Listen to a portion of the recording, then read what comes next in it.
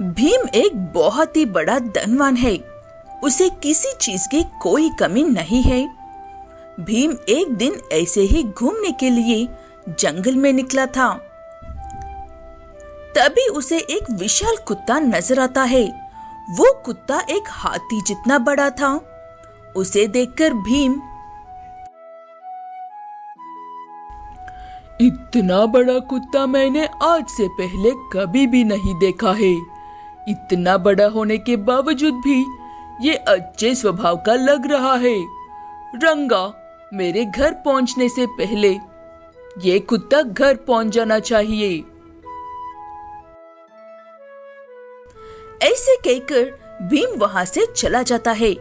उसके लौटने तक उसके नौकर उस बड़े से कुत्ते को भीम के घर पहुंचा देता है।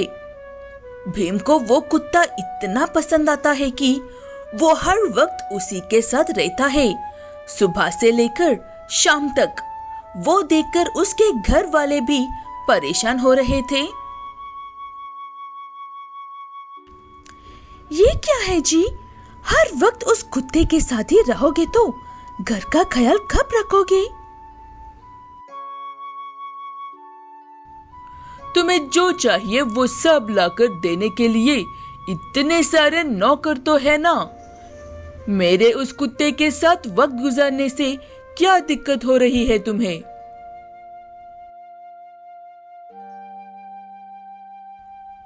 वो बात सुनकर बिना कुछ कहे चुपचाप घर में जाकर बैठ जाती है भीम की पत्नी। लेकिन वो किसी भी तरह अपने पति को वो गलत कर रहा है कहकर समझाना चाहती थी। इसलिए, जी मैडम जी, मैं समझ गया हूँ। आप बिल्कुल भी चिंता मत कीजिए, मैं सब संभाल लूंगा।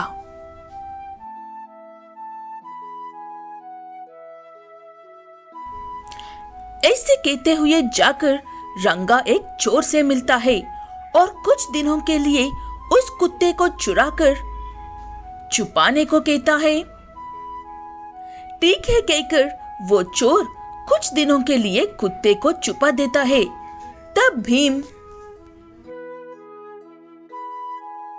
रंगा, मेरे कुत्ते को इस गांव की हर गली में ढूंढो और आसपास के सभी गांव में ढूंढो। कैसे भी करके मुझे आज शाम तक मेरा कुत्ता मिल जाना चाहिए। आपका कुत्ता इतना बड़ा है कि मीलों दूर से भी नजर आ जाता है। हमने सब जगह देख लिया है। वो कहीं गया नहीं है। किसी ने उसे अगवा कर लिया है और बहुत सारे पैसे मांग रहे हैं। भीम कहता है कि वो जितने पैसे मांग रहा है उतने उसे देकर जल्द से जल्द कुत्ते को लेकर आओ। तब रंगा कहता है कि वो लोग भीम का सब कुछ मांग रहे हैं कुत्ते के बदले में। तब भीम सोच में पड़ जाता है और उसे क्या करना चाहिए कुछ भी समझ में नहीं आता है। तब उसकी पत्नी उसके पास आकर, क्या बात है, आप इतना परेशान क्यों हो? क्या आप अपने कुत्ते के लिए इतना भी नहीं कर सकते हो? क्या तुम मुझे यहाँ पर ताने मारने के लिए आई हो? अगर ऐसा है तो चली जाओ यहाँ से। मैं आपको ये बताने के लिए आई हूँ कि हर चीज और हर काम की एक हद होती है।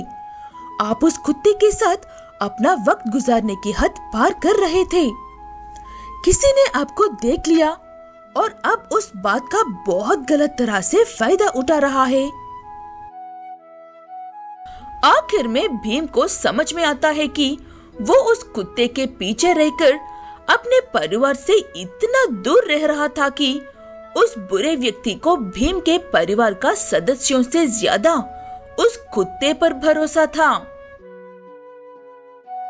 मुझे माफ कर दो भाग्यवान। वो कुत्ता इतना विशाल है कि कोई चाहकर भी उसे नुकसान नहीं पहुंचा सकता है। मुझे उसकी नहीं, तुम्हारी फिक्र करना चाहिए। ऐसे भीम से उस विशाल कुत्ते का भूत उतर जाता है। भीम की पत्नी कहीं और उस कुत्ते का अच्छे से ख्याल रखने लगती है।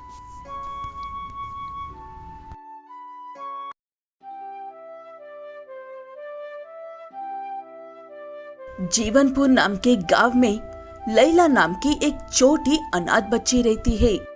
लैला अपने घर के आंगन में लगे सेब के पेड़ से सेब तोड़कर उन्हें बेचकर कमाई हुए पैसों से अपना गुजारा करती है। इतनी छोटी लड़की होकर भी एक समझदार इंसान की तरह सब कुछ खुद ही करती है कहकर गांव वाले उसकी हर वक्त तारीफ करते हैं। कैसी हो लैला बेटा? यूं ही गुजार रही थी तो सोचा कि तुमसे कुछ ताजे सेब खरीद लूं। ऐसे लैला भी सबसे अच्छे से ही बात करती है, इसलिए सब कुछ ठीक ही होता है।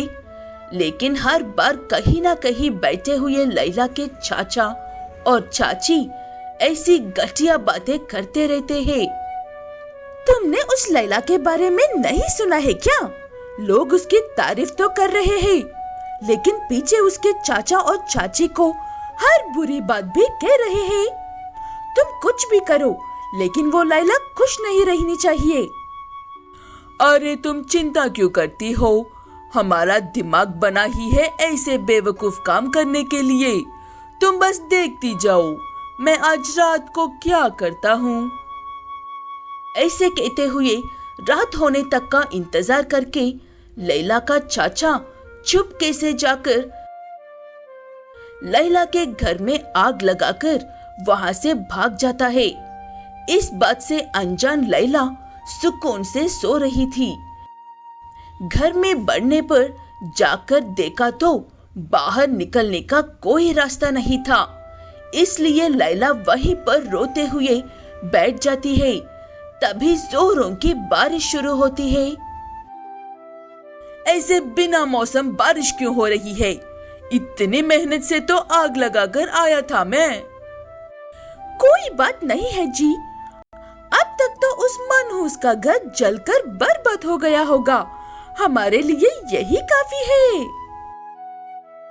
ये दोनों यहाँ पर ऐसे खुशियां मना रहे थे और वहाँ पर लैला अपने आम के पेड़ के नीचे बैठकर सुबह के होने का इंतजार कर रही थी। ऐसे ही बैठे बैठे आंख लग जाती है लैला की। सुबह उठकर देखा तो वो एक बहुत ही बढ़िया घर में होती है। ये मैं किसके घर में आ गई हूँ? चाचा और चाची ने तो मेरी मदद नहीं की है ना? नहीं नहीं, वो दोनों मुझे देखना भी पसंद नहीं करते हैं। ऐसे कहते हुए लैला उस घर से बाहर निकलकर देखती है। वो घर लैला की ही सेब के पेड़ के ऊपर ही बना हुआ था। वो देखकर लैला को अपनी आंखों पर विश्वास नहीं होता है। ये कैसा चमत्कार है? मुझे तो अपनी आंखों से देखने बाद भी विश्वास नहीं हो रहा है। एक असली सेब का घर। ऐसे कहते हुए लैला हैरान होती है, लेकिन धीरे धीरे उसे आदत हो जाती है और वो पहले से भी ज्यादा अच्छे से रहने लगती है। वो जादुई सेब के घर वाला पेड़ चाचा और चाची को भी उनके पास नहीं आने देता है, इसलिए वो दोनों भी आगे से लैला को कोई हानि नहीं पहुंचा पाते हैं।